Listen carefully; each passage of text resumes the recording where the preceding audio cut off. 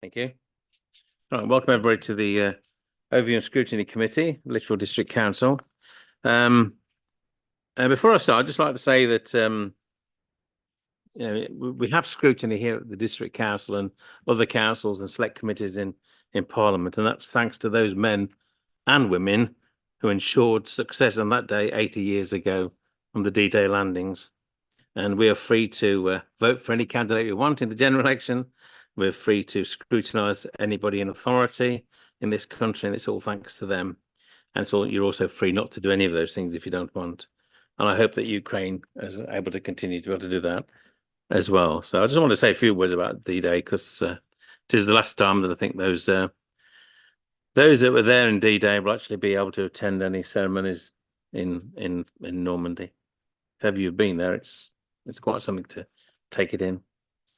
With that, I'll go on to the apologies for absence, and I've got my vice chair, Councillor Leona Leung, who's had a new baby girl, and I tried to persuade her to. Hey, what? Oh, right, yes, I thought somebody correcting my information there. Yes, yeah, but can we do that? Can we on YouTube wave her to the new baby? Thank you. Anyway, so I did say you could bring the baby, but I didn't get him over that. Councillor Paul Ray, Councillor Whaley Ho, Councillor Brian Yates, and also Councillor Dave Robertson. So they're just us that are here to attend. Can I also welcome Councillor Jamie Checklin to the Overview and Scrutiny Committee, Councillor Diane Evans, who's got some experience in scrutiny, but first time on this particular scrutiny committee, and welcome back, John Hill, to the Overview and Scrutiny Committee. Hope you enjoy it. And of course, we do say goodbye to Councillor Whitehouse back there, who has been promoted, as people think they are when they're in the cabinet. But hopefully he'll be assisting us in the future. Right, so that's that. Anybody got any declarations of interest relevant to this agenda? Councillor Checklin, thanks. Thank you, Chair. Just in relation to item 5 and the minutes under the new leisure centre side of things, I know we're not scrutinising, well, we are scrutinising, but declaring interest that I'm chair of Lichfield Sports Club, which is just up the road from that, which is the other sporting venue in the line. Thank you. Thanks. Anybody else? No, thank you. And then we've got the minutes of the previous meeting, which have gone through. Well, they don't, because they don't go to council, do they? But are those agreed? No scrutiny on the 3rd of April 2024. Yeah. Okay. Thank you. I'll be signing those at some point. Mustn't lose my agenda. Item 4 is a bit thin because we're waiting on the Health and Social Care and Overview Scrutiny Committee at the county to come up with their work plan. The County Council's Health Scrutiny looks at county-wide, or at least more than one district-wide health matters. They claim. I think sometimes it's a bit narrow than they say. But until we get theirs, we won't know what we could be considering and what Councillor Leona Leung will be reporting back on. But she did ask, Leona did ask if we wanted to raise any issues with her. She will certainly pass them on. So even if you don't see things on the agenda, there may be issues that she could raise at the scrutiny committee at the county council. So, okay. All right, thank you. Next item of the notes. Well, minutes, the notes from the task groups. And the first one I've got is the 20th of March one on the Lichfield City Centre Master Plan, and Councillor Colin Ball chairs that. Do you want to say anything on that, Colin, please? Yes, Chair, thank you. Just a couple of things. At the end of the notes, members requested clearer plans and design details going forward. I've been trying ever since to organise another task group meeting with a deal of support from Bill Stevenson here this evening as a support staff. But due to various people's holidays and other commitments, key people especially, we've not been able to get them together. But we have got possible dates now at the end of July, beginning of August, to try and finalise that and get a clear way forward. I'll say more about the future of the task group at the next item on the agenda, but I'm happy to answer any questions on the notes themselves this evening. Okay, thank you. Have you any questions on that particular task group notes? Councillor checking it up, Jamie? So just the one question, really. That's another 2 months away. are we really failing to get any availability before then for something that in my head needs pushing faster? I completely agree, but we have not been able to get any dates. We've sent out several requests for dates for people to attend, and for various reasons. I'm talking about key people who need to make, we need there to properly scrutinise this. Now, it is cracking on. I think that's the point I want to make. And I think we've got to be careful as task group members that we don't want to decide the colour of bricks or what types of roof tiles are being used, and we don't go into too much detail. And we have agreed an overall plan for the site and what is going to go where generally. That was agreed some considerable time ago. So I think that, and I'll say more about this under item 6, I think that the purpose of the task group is coming towards the end. So I personally am not concerned about that length of time. I'd rather get it done properly and well rather than quickly and badly. Yeah. Okay. I mean, choice of phrase might be one you agree with, but you're okay with that. Thank you. Councillor Susan Woodward next. Yeah, thanks, Chair. I'm just going to make the comment that I think since this meeting, we've had the design code for the Birmingham Road site agreed. And that does go into quite a lot of detail about, types of bricks and so on. But I think that was one that was very positive, and I think welcomed by pretty much every councillor. There might be some who disliked some of it, but it was a very positive step forward and actually frames all the discussions about future development. So that was to be welcomed. Okay, thank you. Okay, we'll move on then to the next task group, which is there's two dates there. The first one is the 10th of April for the new leisure centre task group. That one. I'll move next on to the next one though as well, which is the 8th of May. That was called very, very short notice. Almost midnight, I think, on the Friday, as I recall, when I saw the email on Monday, not having realised it was there, not that I'm a member of it. Any questions there? I mean, there are a number of issues, but any questions there, Sue? Yeah, I note from the 10th of April meeting. Sorry, thank you, Colin. I note from the 10th of April meeting, there was talk of next steps and getting more information to the task group. And so the fact that this next meeting on the 8th of May was called at such short notice, and there was a lot for people to discuss and consider, that's unfortunate to say the least. There's reference here in the minutes to a £300,000 impact on the MTFS.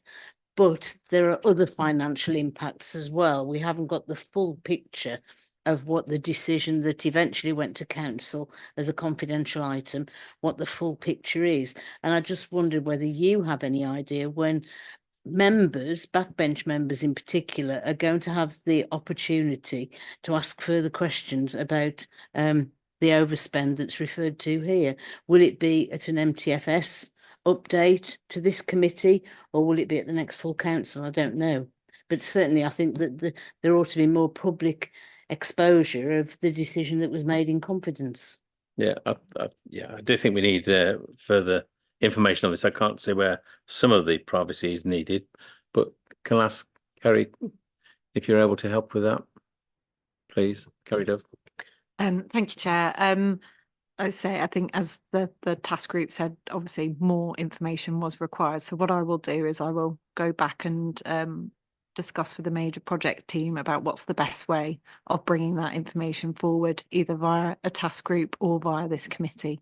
And I'll get back to you, Chair, hopefully by the end of the week. All right, well, okay. Well, so you do know it's Thursday, don't you? I do. I've realised that as I've just said it's Thursday. On Saturdays, I don't know this flexi work that you do now until the.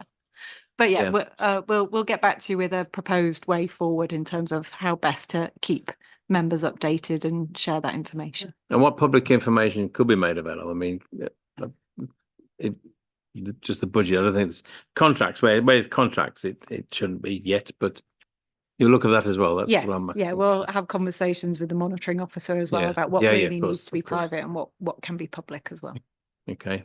Yeah, please. If I can just come back and say, you know, I think the intention of the whole council is to be as transparent as Yeah. possible. And we're talking about public money. So at some point, there needs to be clarity about the expenditure, the total expenditure that has now been agreed by council. So, you know, if Kerry can incorporate that, please, in your report back to the chair, that would be really helpful. Thank you. Oh, if I get a, bad email, I'll have to bounce it back to her and, ask. Yeah, no, we'll need to pursue that. Yeah. Thank you very much. Thank you. Miles, yes. Thank you, Chair. Miles Trent.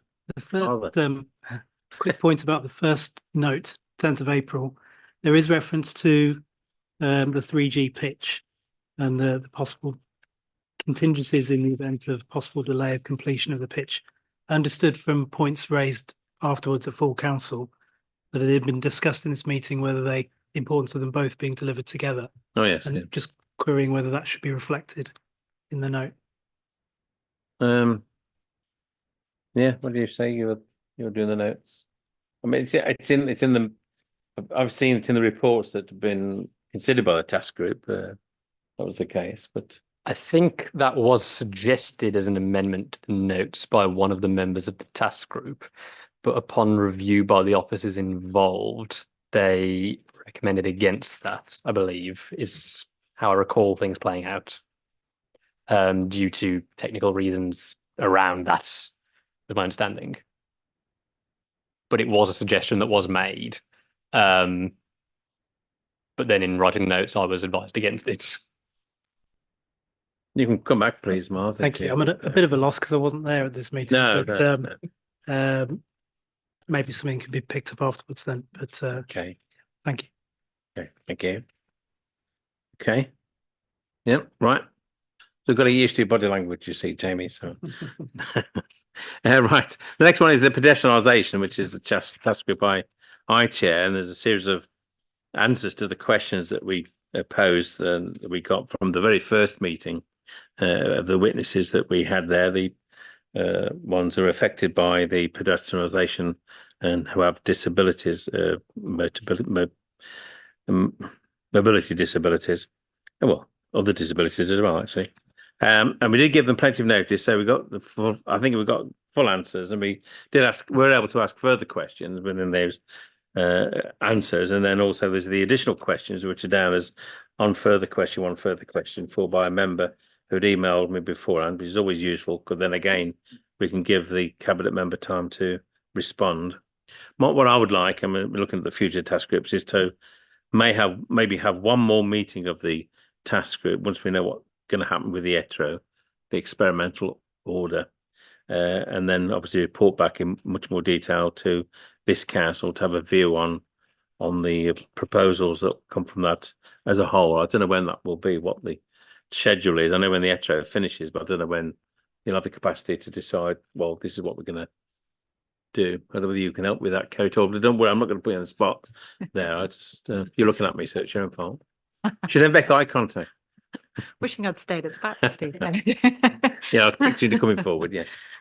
So I know the intention is obviously once the ETRO is finished to move to a permanent scheme quickly and swiftly, and as the notes say, that will obviously require a cabinet decision as part of that. So, over the towards the end of the summer, where we should be in a position where we're starting to bring that forward for decision making. Okay, well, we need that for the work plan. So I think we talk about the work plan later on and fitting in with the cabinet proposed so on. So, okay, anybody have any questions? Miles, yes. Sorry, you'd already asked us. Yeah, but you asked a question. Thank you. A quick question about in the note on question 6. It talks about the lane between Market Street and the car park, and reference the Access Able report. Oh yes, The cabinet member would like to see further work on the alleyway completed after the ETRO. I just wondered what further work was envisaged there, what she had in mind. Yeah. Well, I think we're going to comply with all the recommendations of that report by Access Able. I think it was brightening up the place and signage, wasn't it? That was the main thing. I think there's a bench there now. I haven't been to see myself. Other aspects of it, but the other bits that were going to be complied with. So whatever, as I understood it, if you refer back to the Able Access report, no doubt is here. That's what's going to be finished off, and I think it was brightening up that alleyway because it's not attractive at all, and not welcoming. So, as that was my understanding, and I'll email you and copy more members into when I check my notes and that. Is that okay? Yeah, thank you. I wondered if at one point was there a suggestion about more benches? Well, they definitely put benches there. Now, this is the 50 meters. You under the rules. If you can't walk them 50 meters, then you should put a bench in for resting. Although there are problems with that, especially if it's been raining, and then how do you sit on a wet bench? But leaving that aside, that is the guidance from the Equality Act, and I understood that a bench has been put in there. Is that your recollection there? Yeah, if not two, but certainly one put in there on the way down there. Okay. So, yeah. I only ask because I still have, probably other colleagues do, still have residents making this same point as in this feedback about the distance there and the fact that they can't now drop off at the market square. So, but no. Well, the dropping off was an issue we could pursue again there, and I say when we get the final report, then, well, the final proposals, I'll just say that's when we can have another go at that. But where you couldn't drop off, then there's this question over dropping off, where it's like you can't stop the car. Well, you can unload a person, as it were. So that was made clear at the meeting. So which was, I knew was the case anyway, so, but okay. Yeah.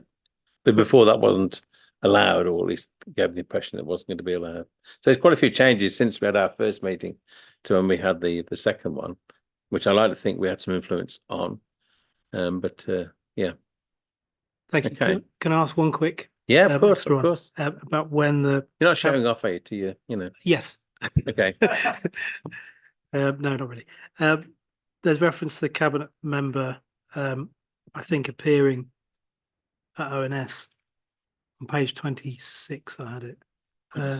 23, sorry. The cabinet member would. Oh yeah, for the last bit, the outcomes. I just wasn't sure. Just wanted to clarify that she would report back to ONS, because elsewhere it was suggesting she bring a briefing paper to an ONS, but I just wanted to get clarification that she will be reporting back before it becomes permanent. Well, I think if I understand you right, my argument was that we may need another task group meeting just to be able to deal with some things quickly as a group, but it's to come back to this committee and look at that report that goes to cabinet and have been able to comment on it, because there's only 5 of us in the task group, which is recommended, but I've all the details there. So if that's the reassurance you're seeking, I mentioned it at our pre-meeting, but so yeah, that's what I want to do. Yeah. Thank you very much. Okay. Thanks very much. Okay. Oh, yep. Right.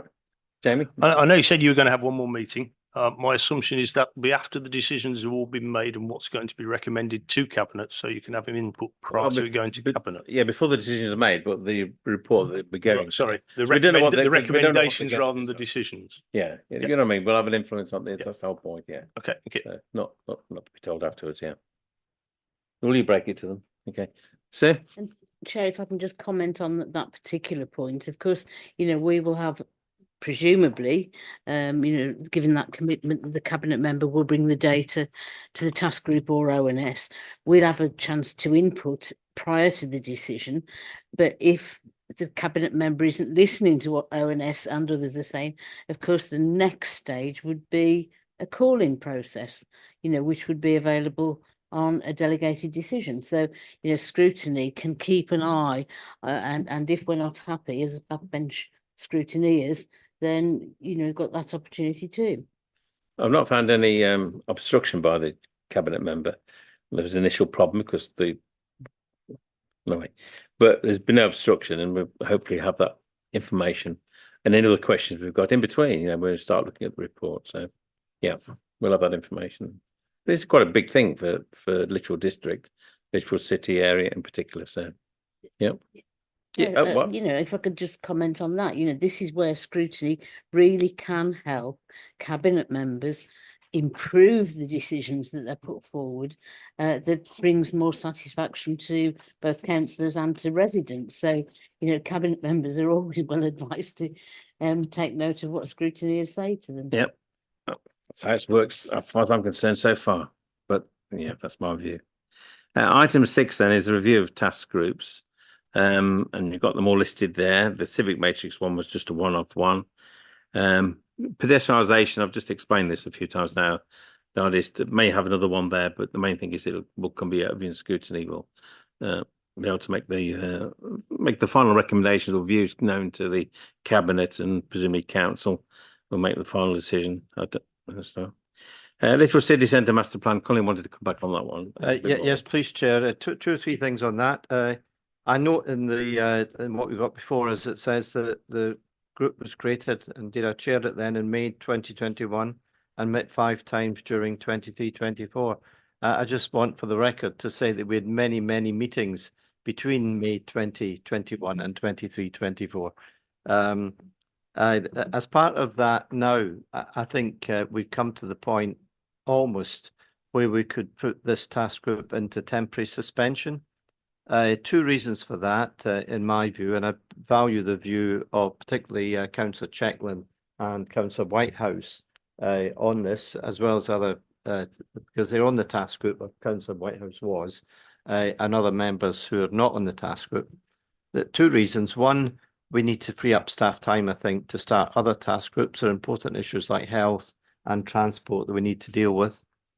But more importantly, I think we've come to the point where we have over many years agreed a clear plan forward. We know roughly what's going where, what we need to see as a final version of that.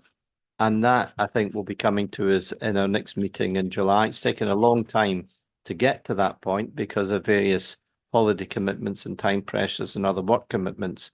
People have not been able to make themselves available for a task group prior to that. But I'm hoping at that meeting, and possibly one more, we'll come to a point where we can agree an overall plan for the site, test its viability, and see it crack on. As part of that, we know already that the old Ford garage site, the Chamber site, has been out for tender.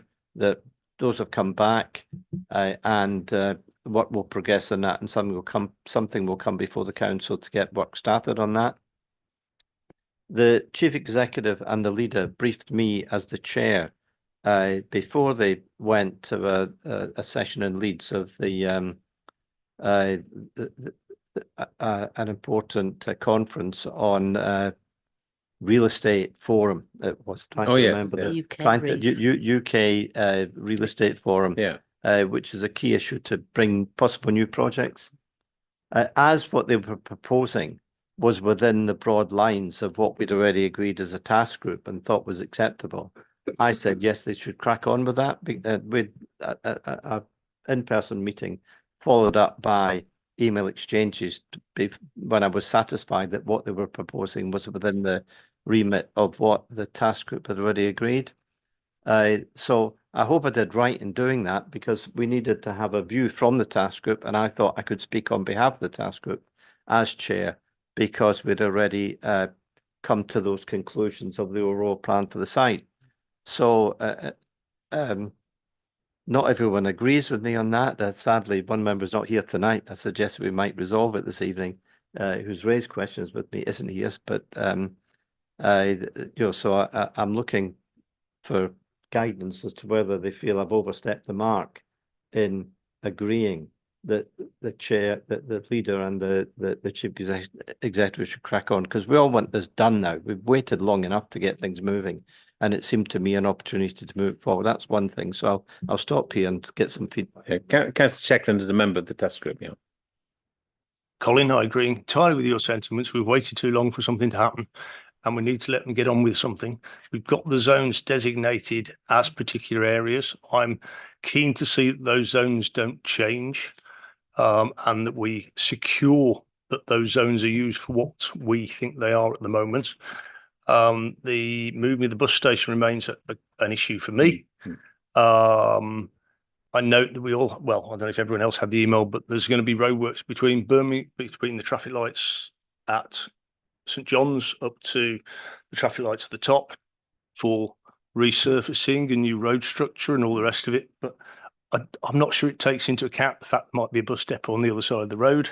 It just seems slightly poor timing when we're trying to do a focused roadway across, or a focused path across from the station, an entranceway into Lichfield, and we're going to put the new road in first and then make alterations. So I'm a bit concerned about. My main concern is the moving of the bus station thing and the time that'll take. I'd love us to keep an eye on that, but I agree exactly with what you say. We're not making any further progress at the moment. Do you want to come back on that, Colin? Yeah, well, you know that I share your concerns about the bus station moving, because until that happens, there's a lot of stuff we can't do. And the county council have been dragging their feet on that, and I share your concerns about these roadworks and what being happening afterwards. And that's certainly something I'd like on the agenda when we meet at the end of July, beginning of August, to resolve that and try and get some assurance that it will be resolved. But I don't know if I can invite. Well, I've been looking at it. It's Whitehouse moving, so yes, yeah.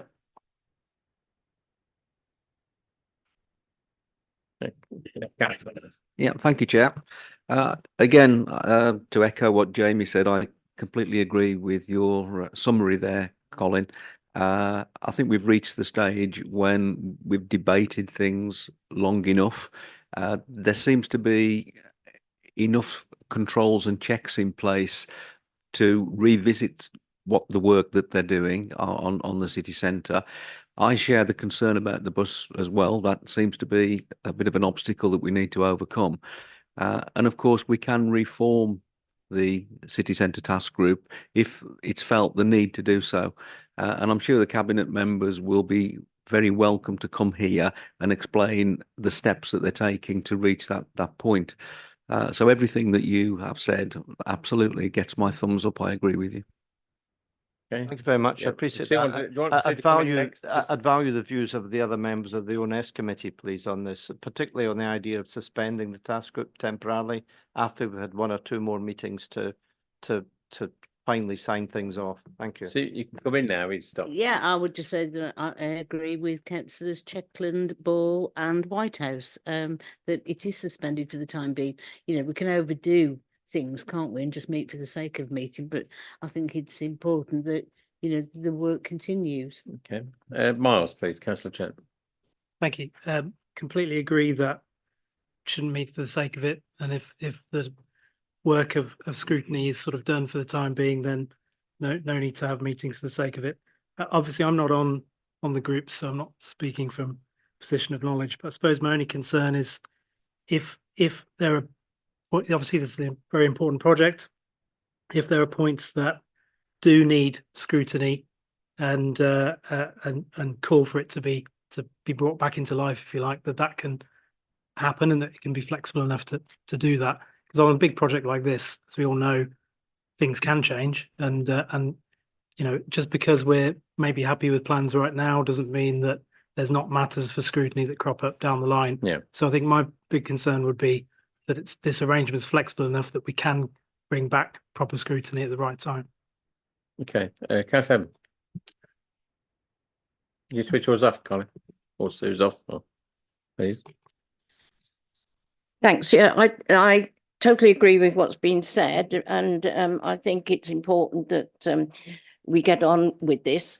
But I also agree with what Councillor Ball said about the fact that it frees up officer time for other groups as well that that are important and will be coming on board. So I think the suggestions are really important, and obviously that if there is anything that needs to come forward, it can be brought forward.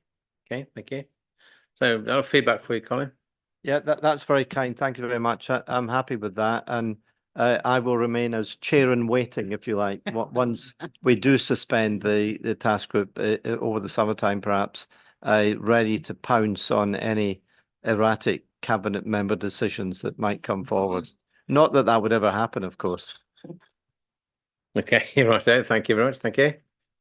Where were we? Yes, the new leisure centre. Oh, the new leisure centre there.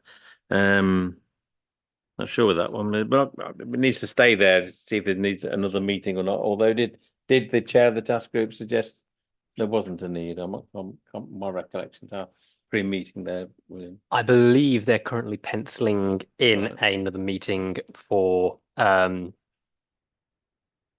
mid-June, July time potentially, to discuss the cost plan. The cost plan. Oh yeah, that was it. Yeah. Okay, thank you. And then the climate emergency. I think personally that we can finish that one and that task group now, freeing up not many officers, but freeing up some volunteers possibly. We are getting some action now at last after some time under Councillor Mike Wilcox. Things should be happening quite big in September. That's to say, there's a dashboard that should be on our website, and then this scrutiny committee can look at that as a measure of how we're making progress towards net zero and so on. So I don't think there's any need for the climate emergency task group. I mean, there's an emergency that won't go away, but there's no need, I don't think, for this task group to continue at the moment. So there may be something local that might be looking at. As you know, we're changing the fleet, and it's still difficult to change from diesel. We certainly can't change to electric yet, and there are problems with oil. So some big problems ahead, and that's one of our biggest contributors to carbon in the atmosphere and the overheating and so on that we have as a district council. But we want to involve the whole of the council, everybody, all of us, and not just the district council's interest. And that's where the new dashboard that will come in, and the publicity that we've seen some pre-publicity about it, and it looks very good. I think looks like we can really get some support from the public working with us to create the net zero that we all want. So that's it, really. Just I have to say on buses and transportation and that, which was raised previously. I did have a number of emails back and forth with the county about the buses, and they've got an overview of scrutiny looking at that. So it's not something that we can't do, but we need to still be convinced what we can do with looking at transport. Best now to wait till after the general election results and see where we go from there. But I'm not putting it. It's not been dismissed. It's something that we can look at, but it's limited what we can do as a district when the county is responsible for buses, and we're not responsible. Nobody's responsible for trains as such outside.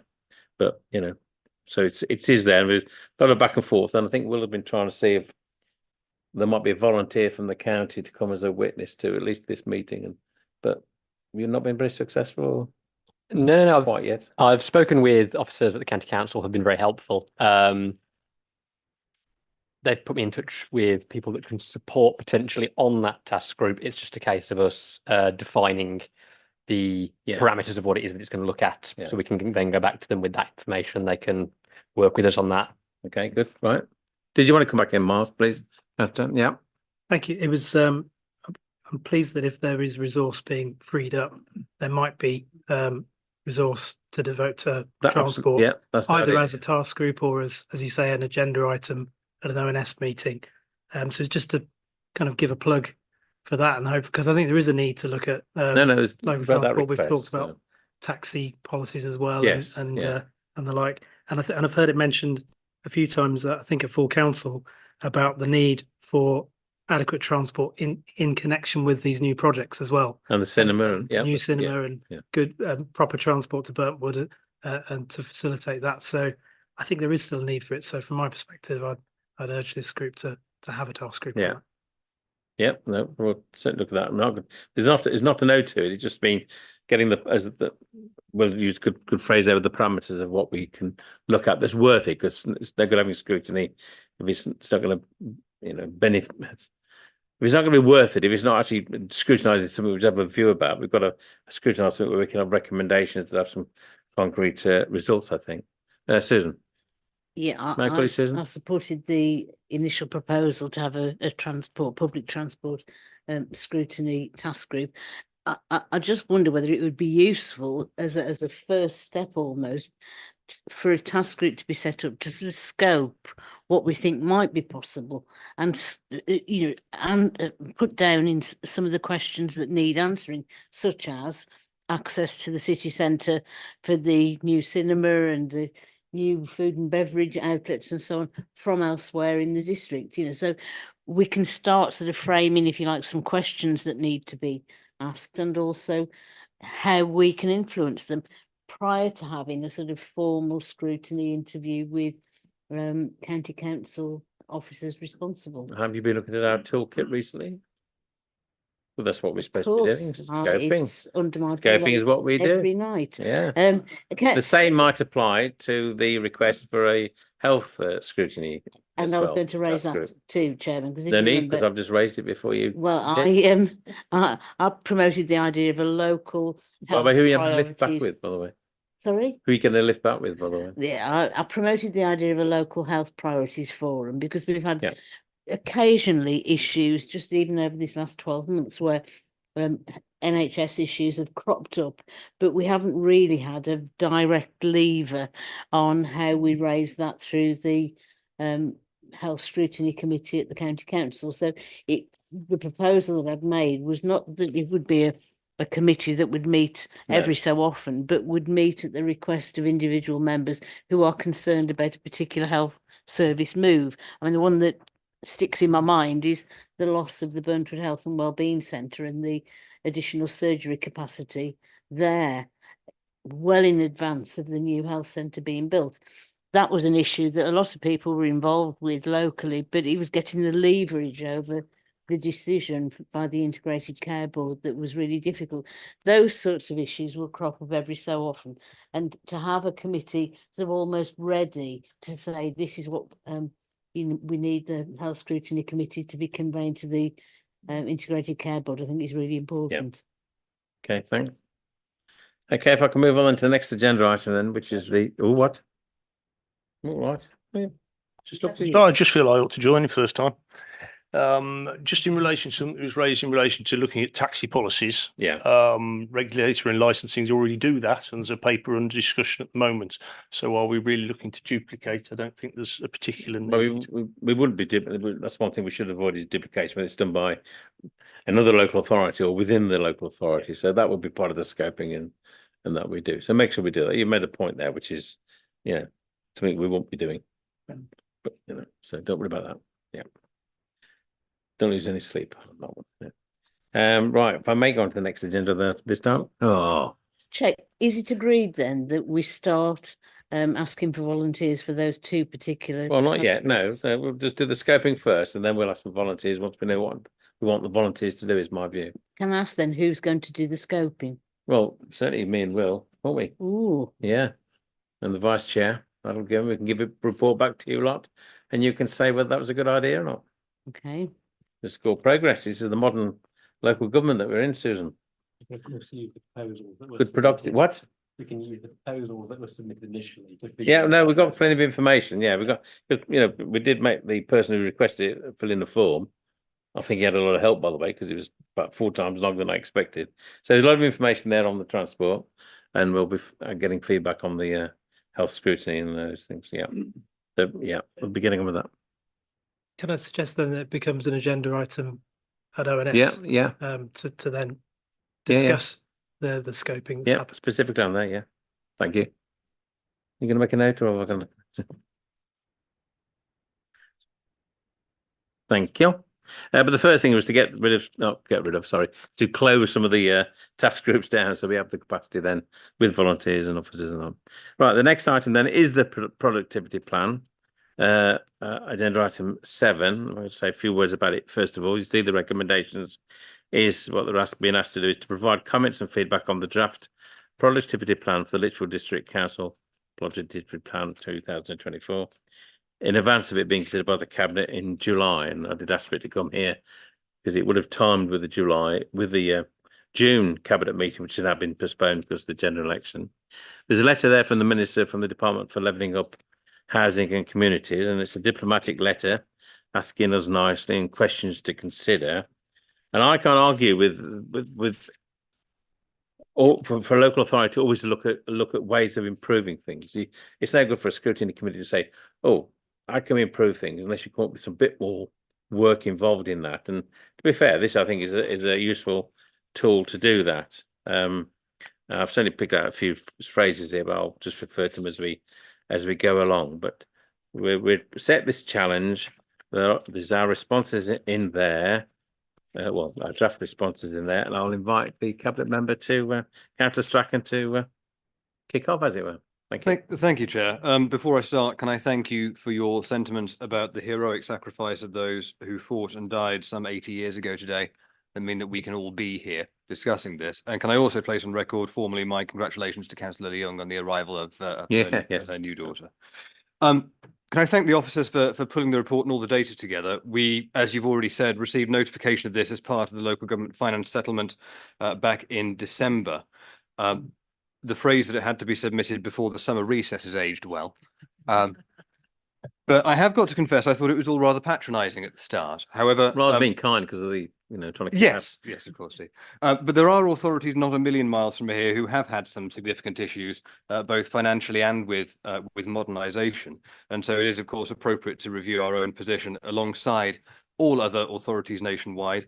And I hope that the data that will be submitted assists those who are doomed to review the returns from 317 local authorities in the coming months, because I suspect they're going to be quite busy months.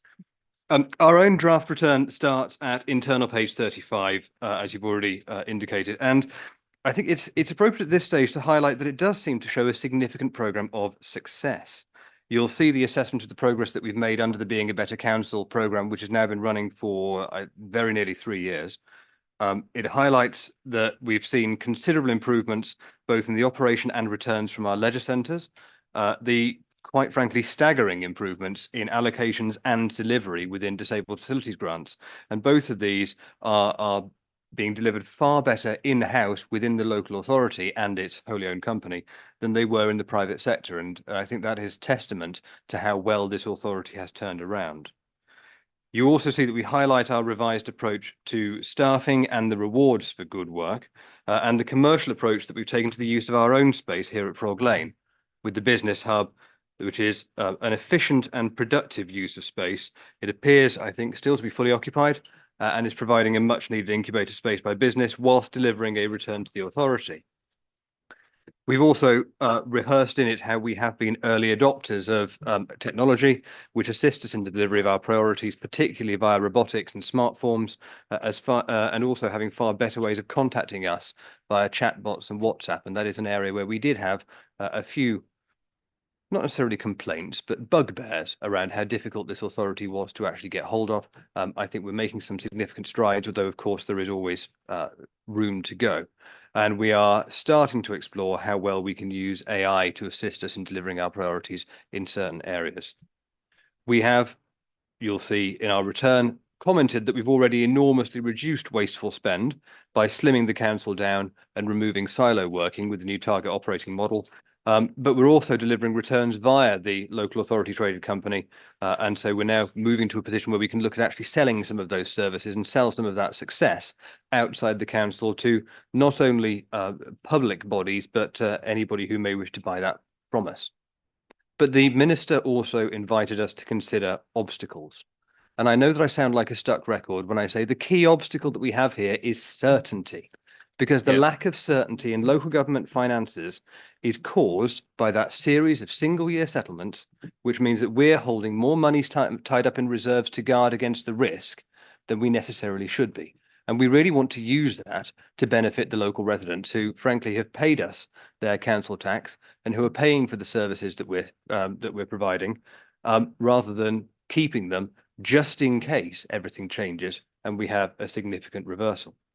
And so, Chair, in a general election campaign, whoever forms the next government, I would call them to give us that certainty so that we can be free to deliver what we're best placed to. And you'll see within that obstacles section, it's the view of this authority and my personal view. I truly believe that district councils are in a perfect place to deliver services because we are small enough to know our areas intimately, but we're big enough to deliver on those major projects that I wish Councillor Whitehouse all the very best of luck with, and I wish Councillor Smith all the very best of luck with.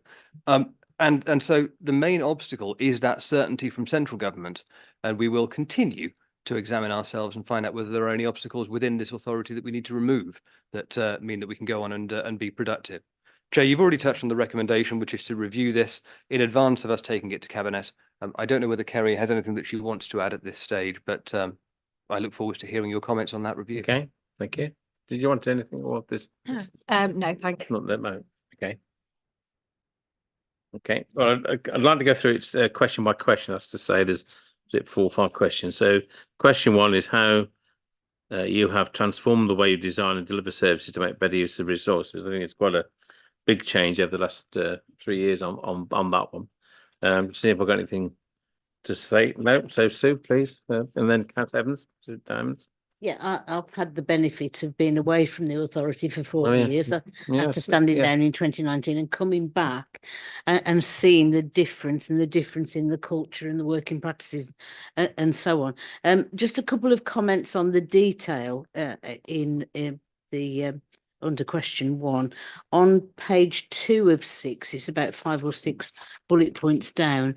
There's an acknowledgement there, really, that 20 years of struggling to get key regeneration projects up and running, and also to regenerating the 7-acre site that the council has accumulated over a number of years. It says our regeneration plans are now well developed. I have to say, I am particularly keen, as Councillor Strachan will know, on regeneration of burnt wood. And I'm sure those in other rural wards, Councillor Holland and so on, will be interested in regeneration projects in those particular areas. We've spent a lot of money and there are big commitments to the city centre, all of which are vital for the growth of the local economy.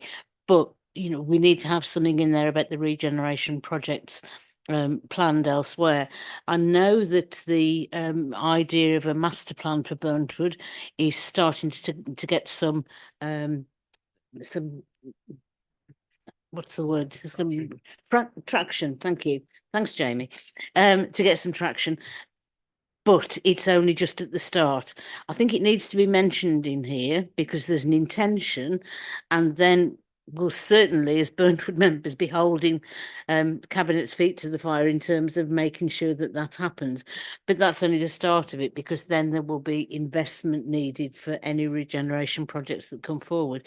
But I would suggest something in there about regeneration elsewhere from the city centre. I'd also slightly take issue with the couple of the next bullet point. The authority's grown in confidence to withdraw a draft local plan. It says that no one, councillors and residents, liked. That is a very bold statement when a number of members of the current cabinet were also members of the cabinet who agreed the previous local plan. So I'll just amend that. It's a bit too extreme for me. It wasn't that no one liked it. There were people within this authority who actually did and resisted any changes to it. So can that be amended really to reflect the reality rather than, if you like, a pitch to say this was the best thing to do because nobody wanted it? I mean, were there aspects of the local plan that you could say that to, a particular aspect of the plan that all members disliked? But I can't remember, as Sue says, that being a general view that was the whole plan. So it was the view. I can't work it out. I think, Chair, I'm right in saying it was the view of the opposition group then. It wasn't the view of the controlling group. And so that really isn't correct to say that no one agreed with the plan. So, that just needs some amendment and a reflection to show the reality of what the situation was rather than what we'd quite like to pitch it as having been. Confident that we can firstly make the amendment of no one, because I'm sure there were some people who liked it. I said one of them, despite I hid how uncomfortable I was with it very well. But no, it was wildly unpopular for a number of people. But I suspect there are better ways that we can word that. On unlocking funding for Burntwood, you're absolutely right. It's probably something we should put in as an ambition to go forward. Because that is also something being advised to comment on. Yes, maybe 20 years of storm I can certainly account for 14, having learnt with Brian's Gate from the retail sector's trials to the credit crunch, Brexit uncertainty, and it's only as we came out of the pandemic, that our fourth misfortune that we started to climb on. There are probably ways that we can phrase our ambitions for Burntwood within this better. I'm certainly looking forward to seeing the town deal. We're looking forward to the end of those negotiations, and there is certainly no lack of willingness to Start of those negotiations. and looking forward to the costs of those negotiations. Okay, thank you. Councillor Divens was next, please. Yeah, thank you. Yeah, I just wanted to support what Sue has said as regards the regeneration of Burntwood, because she's been banging on at that for years and years and has asked for support. But it's not just Burntwood, it's the rural areas as well. We've got to look at the whole of the district rather than just the one area within Lichfield itself. But one of the things I wanted to say was, and people won't be surprised at this, the disabled facilities grants, which everybody will know I've gone on and on and on for ages about. And I am delighted that it is being far more successful in-house, as we were told, the leisure centre growth as well, because those have been vitally important, and different ways were tried, different organisations were used, and as far as the disabled facilities grants went, it failed. And a lot of people waited an awful long time. In fact, they even passed away in that time before they got the opportunity to have any facilities, disabled facilities within their own properties. And of course, it does enable people to remain in their own properties, which is what we really need to be looking at as well. So I'm delighted to see that it is at last working, and hopefully that will go on from strength to strength, because we all know that there's a lot of people within the district, with people growing older and needing extra support. So I'm delighted about that. I looked on the about the performance management, which you are saying has improved tremendously. Have you got So staff? whereabouts is that one? Roughly. Page 2 of 6. Okay. At the second bullet point Thank you. on page Thank you. 2 of 6. Have we got staff responses to that? How effectively that is working as far as they're concerned?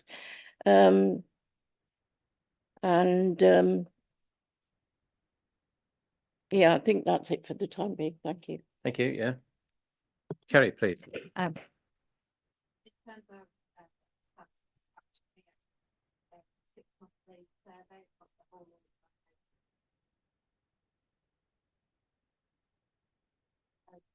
The top of my head, I think our latest survey, which was April, we've got overall staff satisfaction at 70%, which in comparison to other benchmarks is really rather good.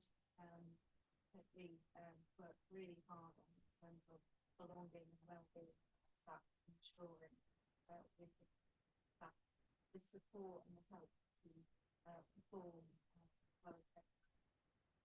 Through the OKRs, which is the new performance management process within staff, so that makes sure every member of staff has a 6-monthly and then an annual review. And we also then at the annual review stage undertake moderation, where managers come together and discuss every member of staff in this organisation and what they've delivered. The feedback we get from managers on that moderation process, again, is fantastic. That ability for managers to come and talk that every member of the team really uplifting. And through that process, we're able to double check to make sure all members of staff are receiving quality. I presume these reviews are both for both sides, aren't they? Like appraisals. Yeah. My staff has given me Well, I don't have to confess on air, you know. I just want that reassurance. That's all. I'll go on to the second section then, question 2, and how you plan to take advantage of technology and make better use of data to improve decision-making, service design and use of resources. And data is the big thing lately. And of course, I did see an advert on Twitter there for turning a 100-page document using AI into a 1-page document. I don't know what it would have looked like. Some of the reports that we have ended up with AI, but yeah, that's a big thing that's going on. But of course, there's still people out there who do not have access. They still need to make phone calls, and some recent cases where perhaps they had waited longer than they needed to. I don't know whether we've still got that. We're extremely busy at the moment. It would be great if we were one organisation in the country that doesn't say we're busy as if it's new, because they were saying that 3 years ago, and it's just so we can't get back to yet. But bear with. Miles, I think you had the first question. Thank you. There, thank you. To begin with, I'll start by saying I think it's a really well drafted document. I thank officers, colleagues for their work on that. On this section, I wondered about whether we should also add that we're reviewing, redeveloping LDC's website, and whether the launch point for that might be the live chat bullet or around that section, whether it's worth adding in the work that's been done there. I also spotted that, I don't know whether this was on purpose, but the bullet point introduced effective use of data, etc., is reproduced from the previous page. I think it goes. Okay, I think it's inefficient. I think it goes better there if we are going to remove one version of that. And there was one other point on that. Oh, just to ask what the robots are doing. That was news to me. Can we have a description of the robots and how that's going? And have they got names?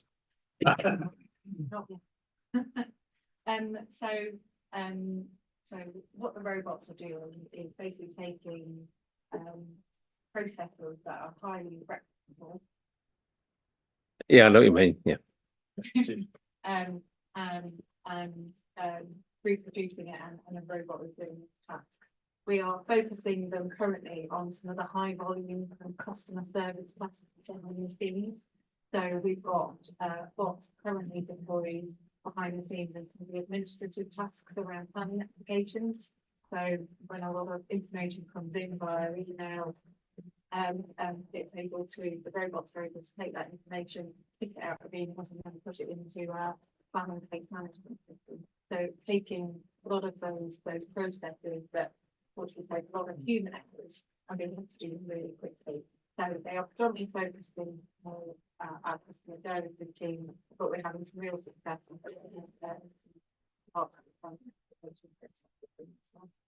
and we're looking at the ability to replicate some of these processes for other local authorities as well, generating as well. And does somebody have oversight? Can I just ask, to somebody's oversight? Because I mean, you can leave a machine to do something and then it goes horribly wrong. There must be some way of checking, not everything, but obviously, but yeah. And they are doing those repetitive tasks. Yeah. Decision making. No, I wasn't suggesting that. Somebody gets an insulting letter because the robot, ain't been brought up properly, you know what I mean? Programmed properly. Okay. Anything else, Miles, on that? That was helpful. Anybody else, any questions on the question 2? No? Question 3 then is your plans to reduce wasteful. I've never heard this one before, actually, from the government. Your plans to reduce wasteful spend within your organisation and systems. I just want to read the next bit, actually. Yeah. No organisation is ever 100% efficient, so we've got to get out there. The wanted to mention was the second bullet point there. The council is now slim, quote unquote, and councillors rightly worry about capacity. What enables us to continue to challenge our services to provide the best they can for residents is our culture. We have a commercial mindset where every week is a tough, exhausting week, which is a well rewarded and appreciated. We think this is a very different from the majority of our sector. I'll say a bit more about that. I mean, I'm impressed with it, but I just, the phrase is here, tough and exhausting week and every week. Yeah. Is that how it should be, basically? You know, it's a challenge in that particular area.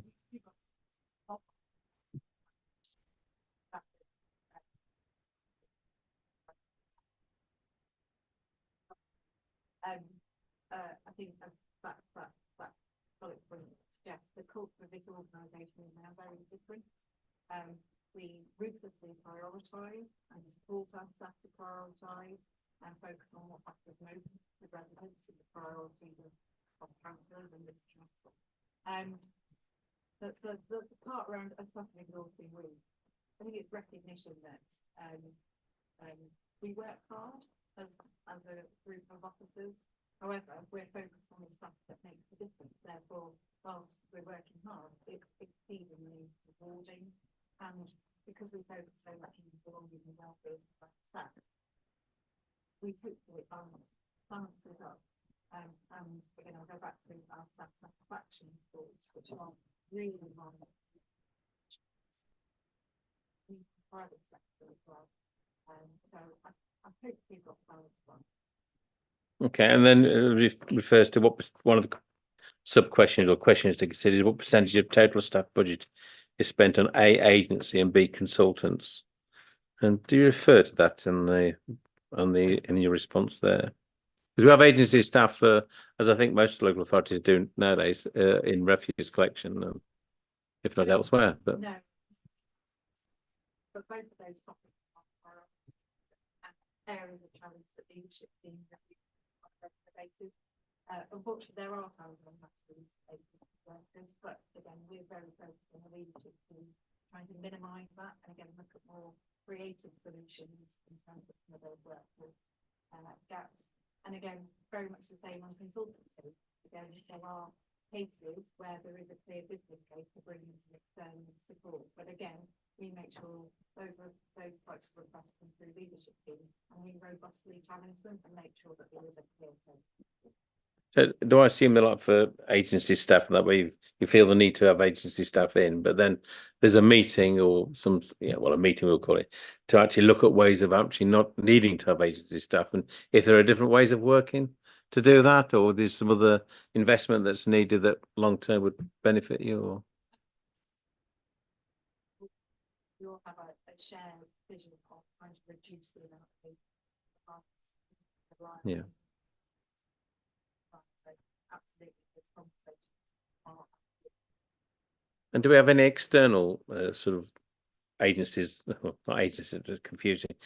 Do we invite people from outside to look at us? I mean, apart from the usual council sort of things, do we have somebody come and see how we're doing, apart from what we should be doing on scrutiny? Within that, yeah. Challenges and we absolutely get the challenge. Yes, yeah. Yeah.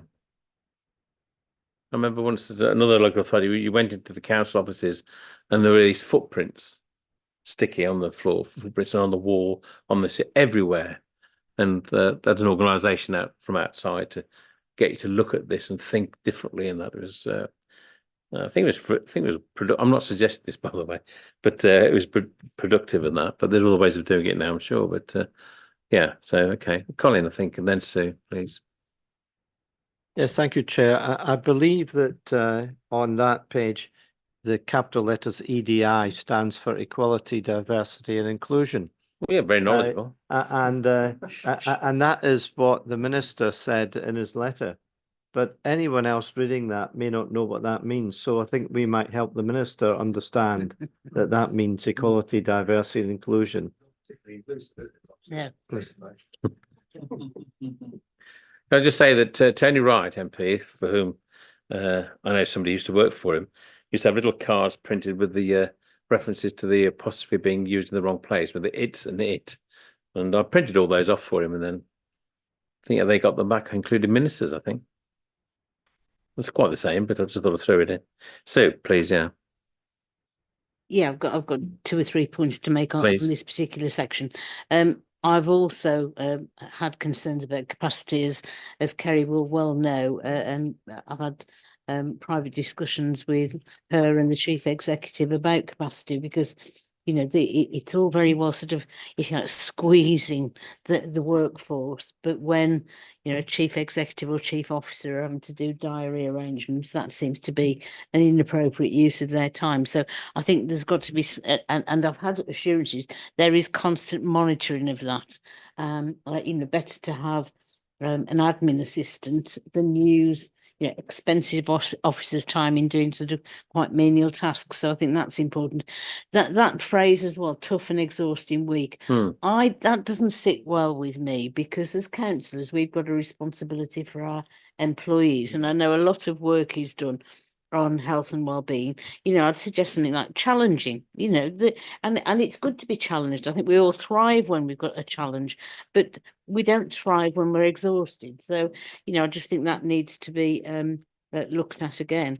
Well, unless it's true, of course. I mean, hopefully it Unless isn't. I mean, And there is it's a true, phrase that's more and- accurate, but less, you know, and scary. people have things, you know, a week that's really tough and exhausting, then, you know, the satisfaction survey, something's going amiss. So, you know, it's just that phrasing. Can I just mention on the governance structures, it's good to note that there's a positive response to audit committee being chaired by a member of the principal opposition party. I can't understand why the controlling group didn't support that proposal at full council, but I'm glad they've come round to this way of thinking. It just occurs to me that, you know, this council is very different from the previous council because it's no overall control, and it's given challenges, yes, but it's also given opportunities. And I think, you know, something about the sort of cooperative working on the whole between the various political groups. I think that is a real positive, and that has changed the culture of the council. And I think that could be something that goes in there, and perhaps for other more belligerent councils to learn from. And then finally, just over the page on page 39, page 5 of 6. At the top there, it talks about the leaders board structure in Staffordshire. This is completely opaque to the majority of members of this council, and I would say the majority of members across the whole county. You know, I don't know where the leaders board discussions or decisions are reported. It's certainly not transparent and should be. You know, so and particularly they've been talking about devolution, a devolution deal for our county. I hear whispers what that's about, but I, as a local councillor, don't have any input. So I just, you know, I don't know whether you can actually answer that now. Where does it report to? Where does this go to? How do ordinary backbenchers have some input? And can we be ahead of the rest of the county by saying, well, we're going to do it properly and get, you know, member involvement in some of the issues that are being discussed there? That would be another positive to report to the minister. Yeah, but do you want to respond to those particular points? I mean, are you supportive of them, or at least initially on hearing them? I think when I read this for the first time, struggled with the phrase "platform exhausting," and I don't think it's entirely appropriate that we re-looked at the wording. Challenging is perhaps the best way of putting it, and so there are ways to put that.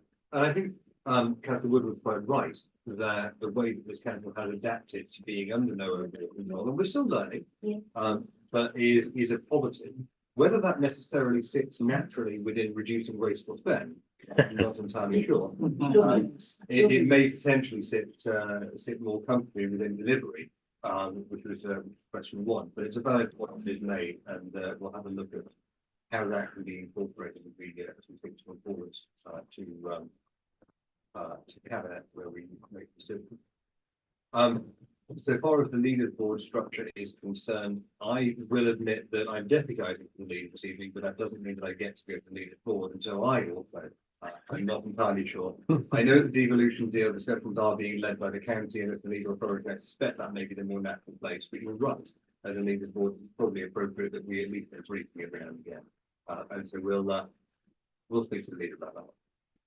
Okay. Can I say, Microphone's not on here. as a soon-to-be retired member of the District Council's Network Executive, it's absolutely vital that district and borough councils make their pitch on devolution deals.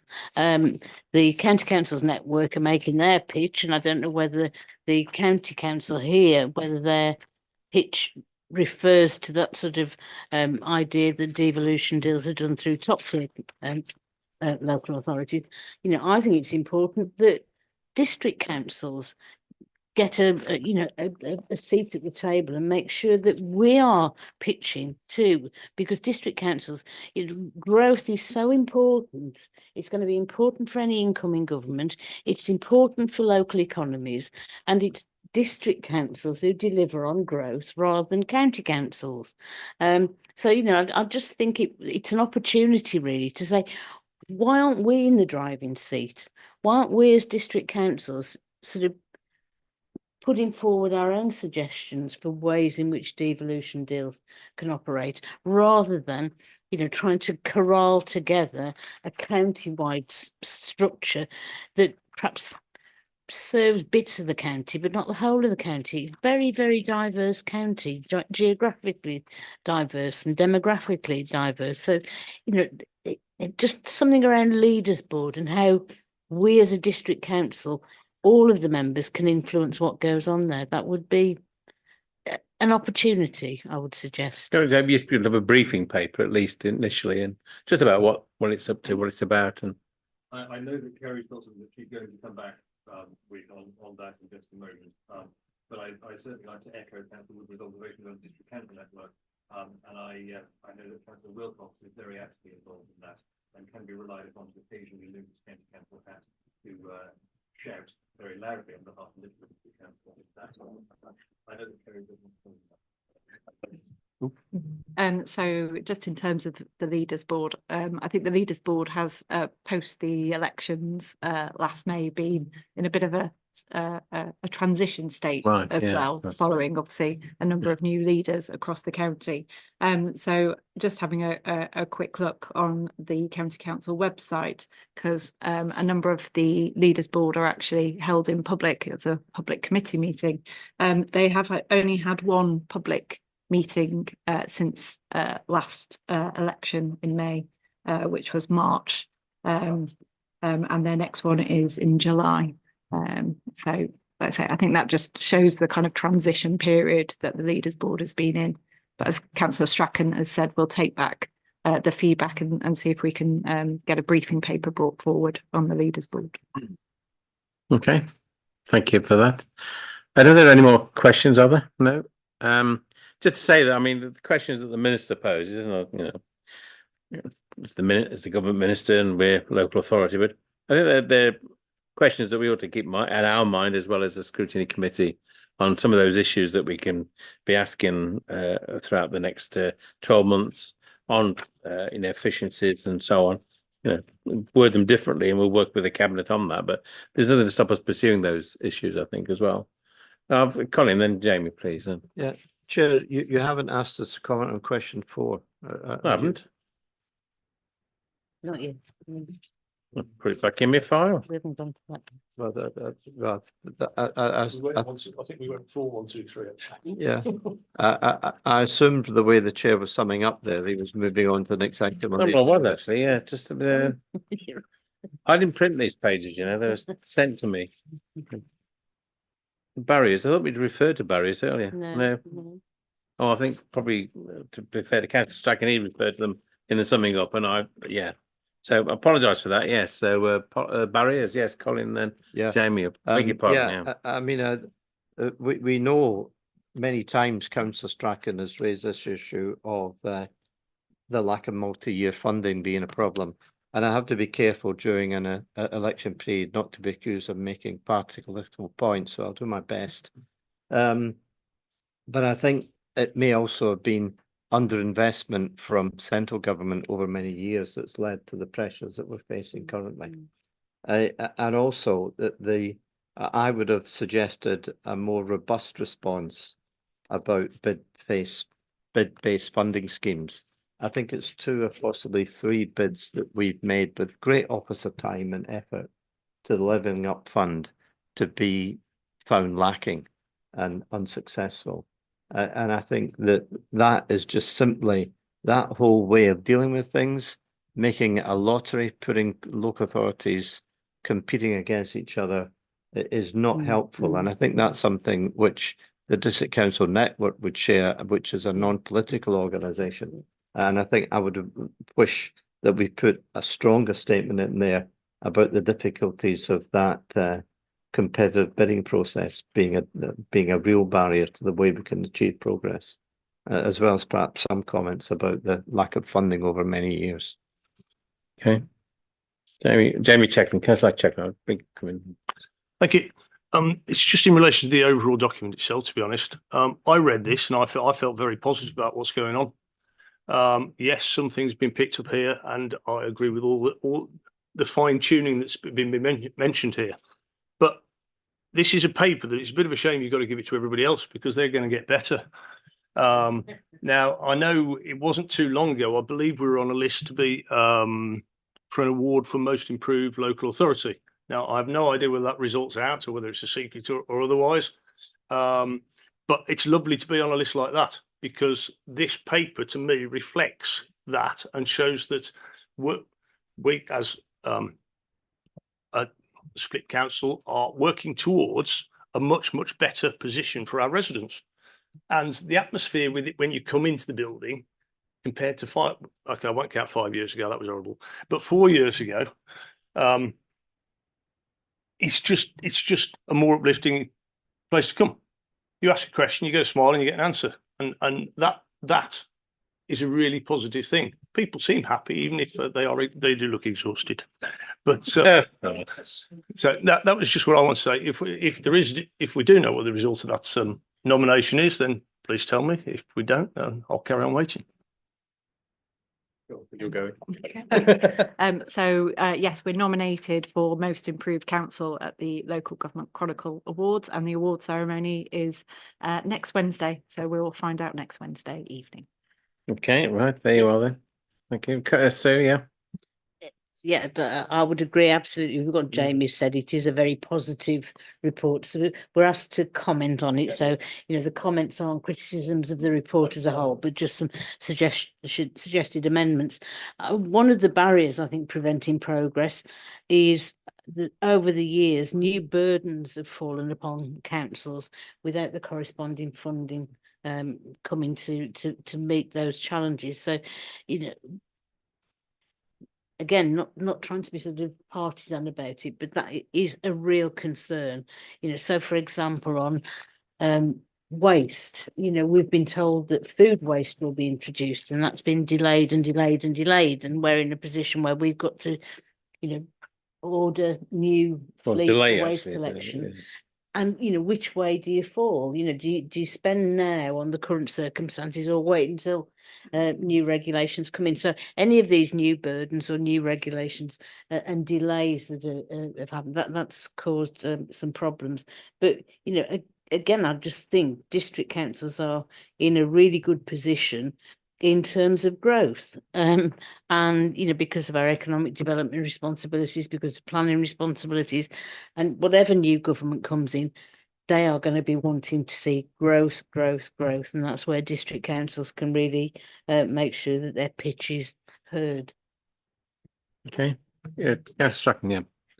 Just very quickly to deal with the bid-based funding point that Councillor Ball made, he's absolutely right, and it may well be that we could refer to the previous trials of the Levelling Up Fund and our position within it. I actually felt that it was very fair, given that we did make reference to our assessment and our starting point, which made it much more difficult for Lichfield to access funding via those routes. But there are probably going to be ways that we could approach that. On Councillor Woodward's point about new burden being placed on a point of clarification, when food waste is brought in, the cost of that will be defrayed by Section 31 new burdens grant. But you're quite right that the delay and the endless waiting is likely to be driving inflation in that sector, while we could be taking the opportunity now. That is a point of frustration. And so, yes, I think I'd quite like to see delays in policy implementation from central government put in as an obstacle in investigation. I think I'd like to see that brought in before the leader presenting this. Okay, any other questions? If not, we'll move on. Sorry about missing question 4 there. I think Councillor Strachan referring to it quite early on, and it was stuck in my mind. What? the sad bit. I didn't mind you. Yeah. Just to say that before there was the Association of, what are we? The Local Government Association. There was the Association of District Councils, the Association of County Councils, and the Virtual Association of Metropolitan Councils. And one of the ministers told me at a meeting that it was great because they just played one of us off against the other, so it made it more difficult there. And certainly, if you've got different groups, the government, I think, will naturally want to separate and divide and conquer, I should say. So yeah, to be aware of that, but at least speak up as a district council. Right, the next item then is the improving residents in scrutiny. You've got a section there from the Centre for Public Policy Scrutiny in there, 2.31 on giving the public a stake in the scrutiny process. So with the pedestrian task group, we had members, well, and the climate change task group, actually, we had members of the public on there. You can't do that with the master plan, I don't think, or at least not easily. But there are different ways of actually trying to involve the public in that. And I'll just quote from our own toolkits. It's on, well, it hasn't got a page number, unfortunately, but it's in section 3. And it's called public roles. And public involvement, as previously mentioned, is an important part of the overview and scrutiny process. And members of the public may get involved in a number of ways. And there's 3 bullet points. By attending meetings as observers, by submitting representations relevant to a particular scrutiny item when invited to do so, and by appearing as participants at a scrutiny meeting when invited to do so. And public involvement is an important part of the overview and scrutiny process. So I was certainly like to be able to do that. It does. There are warnings in that document about not getting too excited, really, that you're not going to be 100% successful. But it doesn't stop us from actually wanting to do that. So yeah, I'll just bring that to the committee there for their views on that. I know Miles has got a question on that first of all. So I'll bring in Miles next, if that's okay. Thank you, Chair. My comment was about public engagement and awareness of ONS. So I think it's a good thing to at least try to improve that, to have more input from residents on the kind of subjects that we should be scrutinising. My observation would be that we usually have very few members of the public attending meetings and quite low numbers watching online. So I think we would clearly have quite a way to go on that. I also looked on our LDC's website at the moment, and again, it does have quite a low profile. It takes quite a few clicks if you want to go through the tree to get there. It takes a while to find the committee. Although if you search in the bar, you can get there a bit quicker. But when you do get to the ONS page, it's just a list of councillors. It doesn't say anything about what the role of the committee is, and it doesn't say very much about. In this document we've got in our packet, talks about the recent work of scrutiny and the sort of successes that there have been, or tasks that have been challenged. Although you can get the minutes, it doesn't. There's not a kind of summary that we put out at the moment on those things. So I think there are probably steps we can take to increase public awareness of scrutiny. We obviously need to keep in mind, well, what's the aim we're trying to achieve, not just to improve the website, but what's the positive result that we're going for. But those are my comments. Thank you. No, thank you for that. Can I ask Kerry, the revamp of the website, the reference to it earlier, but is there a date that I've missed or something like that, or a target, well, a date we're looking towards, when these things could happen in theory? Yeah.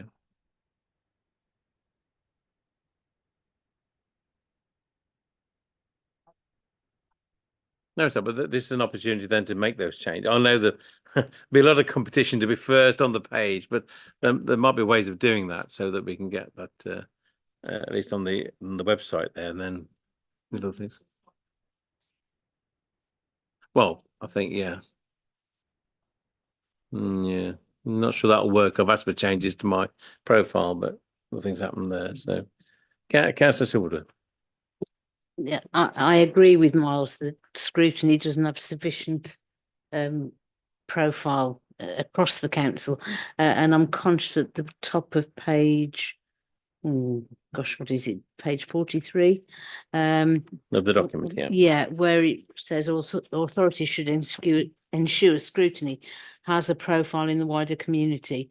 Consideration should be given to how and when to engage the authorities' communications officers, etc.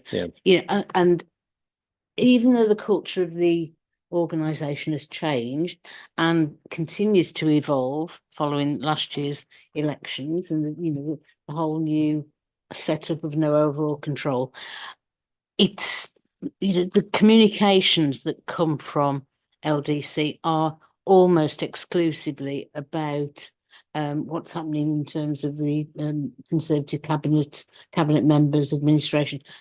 I may be wrong, but I don't know whether you've ever had an LDC press release in your. I've done one or two on my own, but again, I mean, as just not opposition members, we scrutiny. do our own press releases, for example. Yeah. But I've never been asked to comment by LDC communications people on any decisions that are made. I'm not sure that scrutiny is given an adequate profile through media relations, and and I know that a whole new communications strategy has been developed, and I'm not sure where that is in terms of its implementation. But we're not the council that used to have 4 Labour opposition members and 43 Conservatives. It's a very, very different council. It's got to be more transparent and more open. And I think there's a massive opportunity there to say that this council reflects, the variety of public political views across the whole district. So, we just need to be a little bit more open about the positives of having that no overall control situation, in my view. Well, I certainly want to. What Miles is suggesting is things I've thought about, certainly, and this second year now, I think we can have a higher profile. But it's really, we're there to help the cabinet as well as the council, so we can, have joint press releases in some ways. But we'd be asking for views of the public, and I know that the cabinet and the council have done that as well. Anyway, so it's, not in competition with. Be asking for views on the budget, and we're asking for views on the budget. I'm sure there's ways of doing that. I've looked at the websites, and it's not obvious where there's some really good successes on that. But I do want to progress that. So yeah, accept all those things that you've said there. Colin, please, yeah. Yes, Chair, thank you. I mean, on my copy of the report, I've written agree, but how? Because I couldn't think for the life of me how we might do that and bring this more into the public domain. But I'm encouraged by what Councillor Trent has said. I think that those are very good suggestions. And I don't know if it's a repeat of what he said, but maybe slightly differently. Why at the beginning of a council year could we not put out there as a press release from the council? We have this overview and scrutiny committee. What it's going to look at for the coming year is X, Y, and Z. The reasons for doing this is to make improvements and so on and so forth. And then why not after every meeting of the Overview and Scrutiny Committee to have a press release going out saying the Overview and Scrutiny Committee met last night. This is what they discussed. The purpose was to achieve this and that and the other, and try and just get people to see that we are here doing an active, real job to try and make things better and stop us making bad decisions and improve the decisions that we do make. Well, I do alert Lichfield Live as well to things that are coming up and that, and they do pick up on this. Somebody volunteers, no doubt, to watch the YouTube afterwards and make something of it. I'm sorry for Miles's children because he'll not be on camera sitting down there, So that's Daddy's mistake on there. But yeah, all those things you can do that. What I don't want to do is obviously make it a scrutiny versus the cabinet or the council. But yeah, there are things they can do there. But if you don't mind me sharing off, I can certainly do more publicity. Just coming back on that, could we publish the work plan at the beginning? Well, of the year? it is published. I mean, it's there, but yeah, we can make it. We could do, press Okay. releases on that I specifically. didn't realise yeah. it was When we published. got one. And the only other point I forgot to make was in terms of getting feedback from members of the public. I just was struck by wanting to avoid kind of feedback fatigue.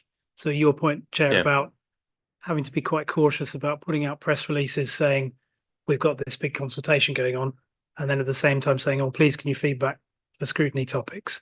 So I think probably residents they might reach capacity of what they want to respond to. But so maybe that's about timing and the way you do the Yes, messaging. So I yeah, think that's judicious and yeah, but on the you know the pedestrianisation and the problems that disabled people were having, then I picked up on that at meetings, and went to one of the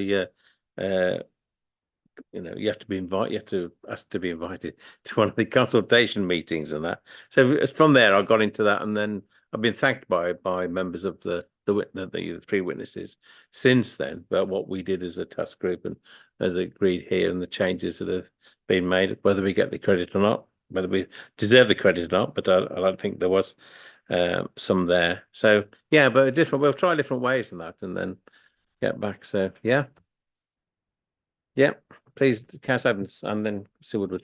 Yeah, a link to that, and actually linked to Lichfield Live is the free paper, because I am aware that a lot of people don't access Lichfield Live, and it would be an opportunity for particularly more elderly people who are not computer literate to actually be able to access it through that.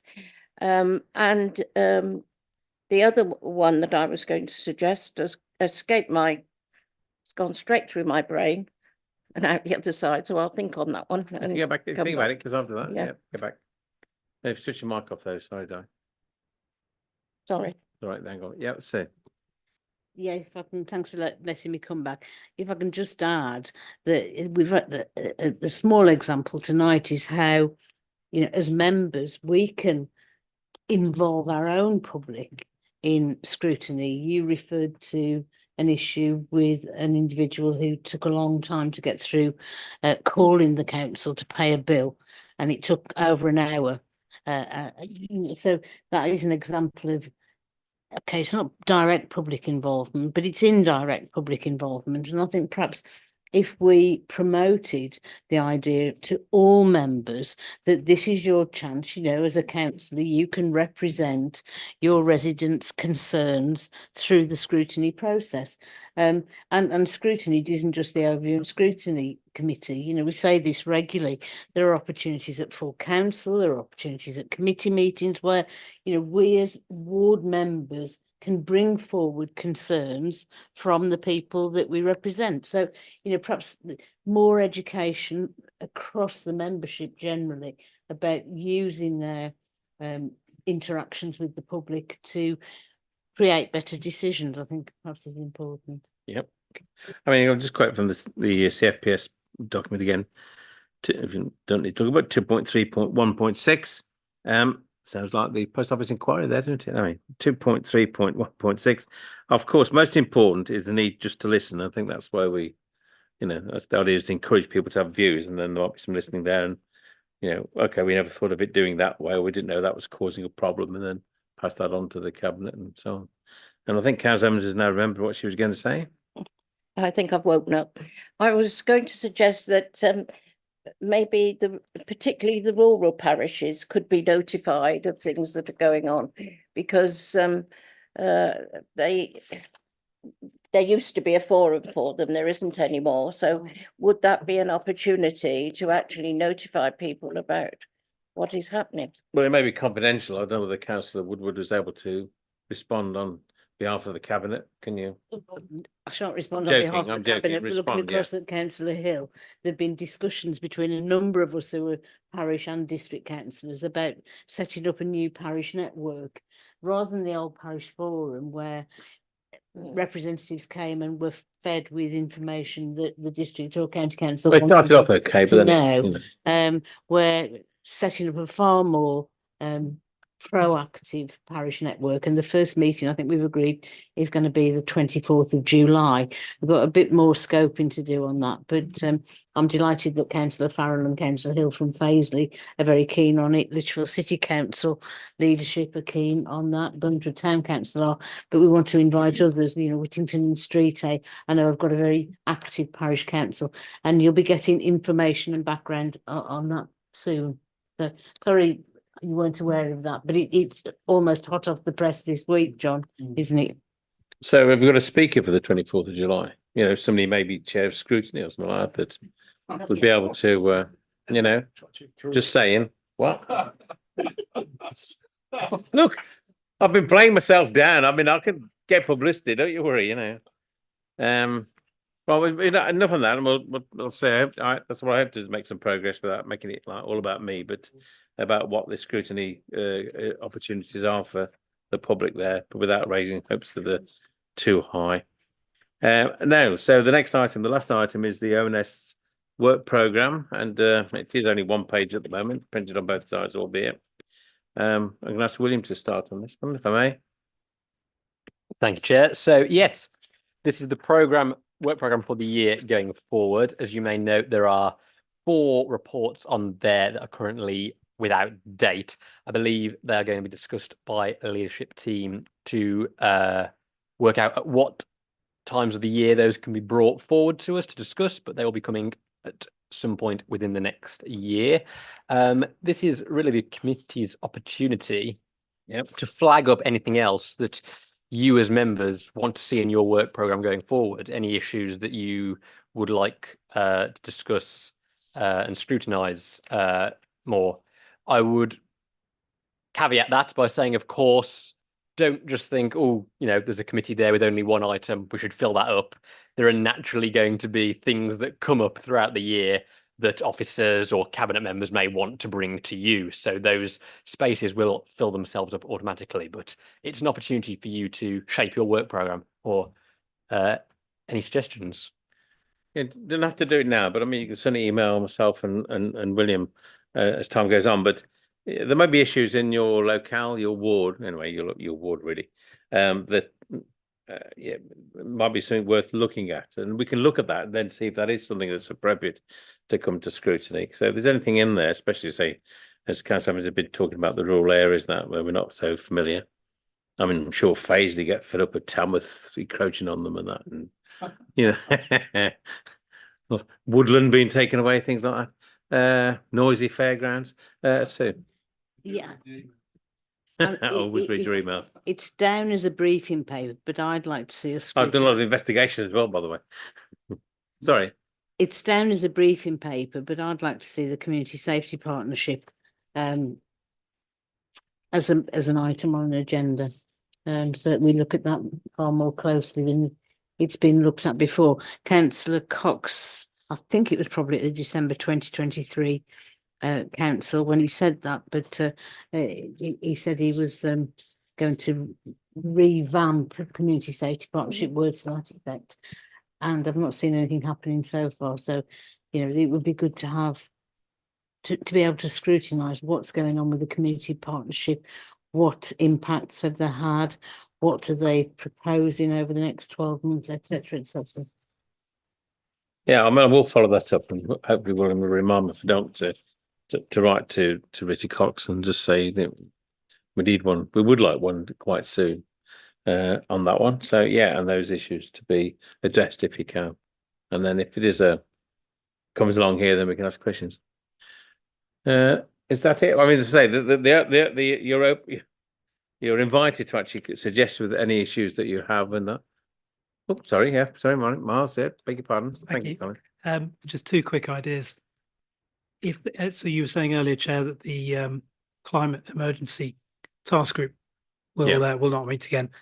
Is one idea to make it a sort of annual agenda item for this group to review progress in the absence of a task Well, yeah, I group? mean, it could be 6 months or whatever. Yeah, I mean, So just have it sort of we towards the certainly end want of. one with the dashboard is being introduced and that I mean, there's been some briefing sessions, but we need it for the council to have a view on that as a whole and scrutiny. Sorry, Might that be an idea. And the other quick one was Yeah. towards the end of the last municipal year, we had an agenda item about the youth council, and I remember you, Chair, inviting members of that youth council to appear. Yes.